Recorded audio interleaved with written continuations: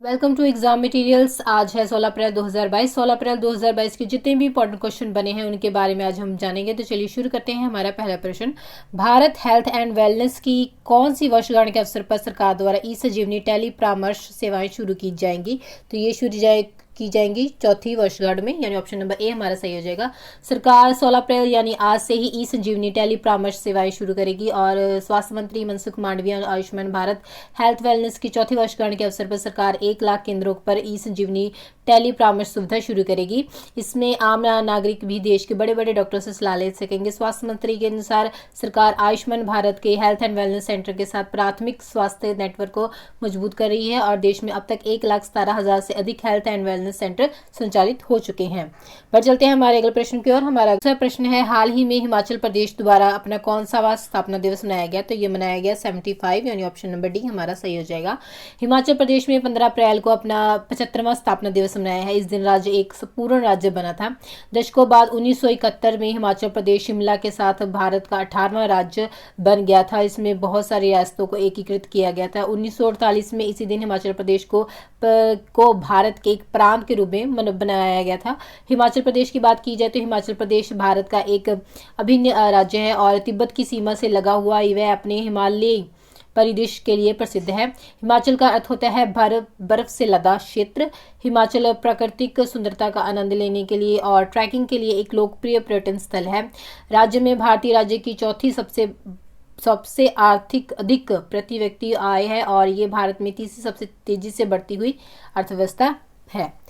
बढ़ चलते हैं हमारे अगले प्रश्न की ओर। हमारा अगला प्रश्न है, अप्रैल 2022 में उपराष्ट्रपति एम वेंकैया नायडू ने कुष्ठ रोग के लिए अंतर्राष्ट्रीय गांधी पुरस्कार 2021 से किसे सम्मानित किया गया है? तो ये सम्मानित किया गया है भूषण कुमार को, यानी ऑप्शन नंबर सी हमारा सही हो जाएगा।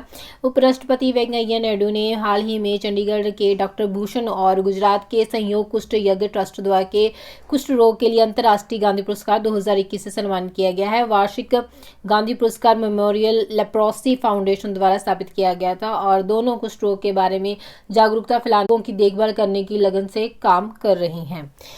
हमारा अगला प्रश्न है, अप्रैल 2022 में राष्ट्रीय अल्पसंख्यक आयोग के अध्यक्ष के रूप में किसे नियुक्त किया गया है? तो ये नियुक्त किया गया है इकबाल सिंह लालपुरा को, यानी ऑप्शन नंबर ए हमारा सही हो जाएगा।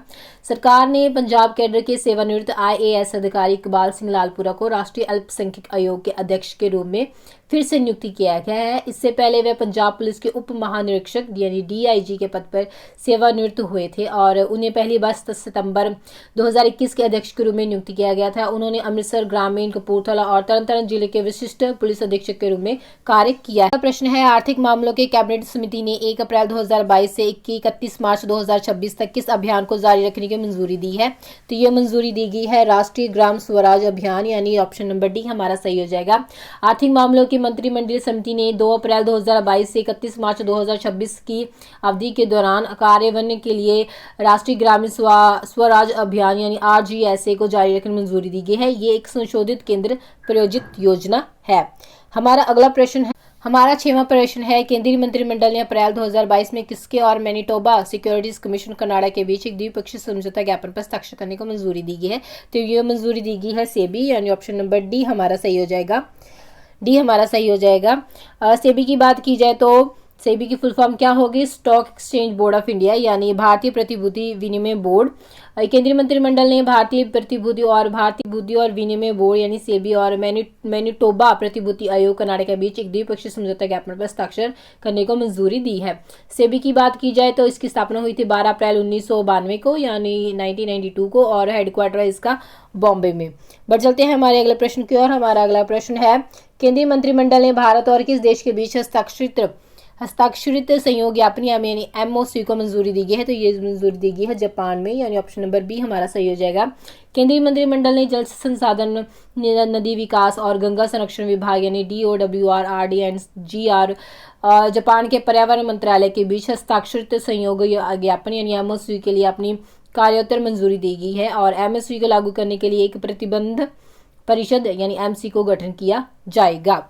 हमारा अगला प्रश्न है, अप्रैल 2022 में प्रतिष्ठित रेकजाविक ओपन शतरंज टूर्नामेंट किसने जीता है? तो ये जीता गया है आर प्रज्ञानंदन के द्वारा, यानी ऑप्शन नंबर बी हमारा सही हो जाएगा। युवा भारतीय ग्रैंड मास्टर आर प्रज्ञानंदन ने अप्रैल 2022 में 9 राउंड में से 7.5 अंकों के साथ प्रतिष्ठित रेकजाविक ओपन शतरंज टूर्नामेंट जीता है। वह 16 वर्षीय हैं। वह 2016 में 10 साल 10 महीने और 19 दिन की उम्र में उन्होंने सबसे कम उम्र में अंतर्राष्ट्रीय मास्टर। हमारा 9वां प्रश्न है, स्ट्रीट चाइल्ड क्रिकेट विश्व कप की मेजबानी कौन सा देश करेगा? तो वह देश करेगा भारत, यानी ऑप्शन नंबर डी हमारा सही हो जाएगा। भारत 2023 में street child cricket world cup की मेजबानी करेगा। स्ट्रीट चाइल्ड यूनाइटेड और save the child children India द्वारा आयोजित street child cricket world cup 2023 अगले साल भारत में 16 देशों की 22 टीमों का स्वागत करेगा। और 2019 में ये चैंपियनशिप लंदन में आयोजित की गई थी, जब यहाँ 8 टीमों ने भाग लिया था और टीम इंडिया साउथ ने मेजबान इंग्लैंड को हराकर कप पर अपना कब्जा कर लिया था। यह आयोजन आईसीसी वर्ल्ड कप से पहले सितंबर में होगा और सड़क पर रहने वाले बच्चों और युवाओं के लिए मिश्रित लिंग वाले क्रिकेट टूर्नामेंट में भाग लेते हुए देखा जाएगा और स्थानों पर का विवरण बाद में अधिसूचित किया जाएगा, इससे संबंधित जहां पर यह आयोजित किया जाएगा। बढ़ चलते अगले प्रश्न की ओर। हमारा अगला प्रश्न है, हाल ही में कहां पर हनुमान जी की 108वीं फीट ऊंची प्रतिमा का अनावरण किया जाएगा? यानी 108 फुट ऊंची मूर्ति का अनावरण कहां पर किया जाएगा? तो ये किया जाएगा गुजरात में, यानी ऑप्शन नंबर ए हमारा सही हो जाएगा। प्रधानमंत्री 16 अप्रैल यानी आज ही गुजरात के मोरबी में हनुमान जी की 108 फीट ऊंची प्रतिमा का अनावरण करेंगे और ये अनावरण उनके द्वारा वीडियो कॉन्फ्रेंसिंग के जरिए किया जाएगा। चारधाम परियोजना के तहत देश भर में चारों दिशाओं में स्थापित की जा रही 4 मूर्तियों में से ये दूसरी प्रतिमा है और इसे पश्चिम में मोरबी में परम पूज्य बापू केशवानंद जी के आश्रम में स्थापित किया जाएगा। श्रृंखला की पहली प्रतिमा उत्तर में 2010 में शिमला में स्थापित की गई थी और दक्षिण में रामेश्वरम की प्रतिमा पर अभी काम शुरू किया गया है। तो फ्रेंड्स, ये थे हमारे कुछ महत्वपूर्ण प्रश्न। अगर आपको वीडियो अच्छी लगी हो तो आप इसे लाइक और शेयर करें। अगर आप चैनल पर नए हैं तो इसे सब्सक्राइब करें। वीडियो कैसे देखते रहने के लिए धन्यवाद।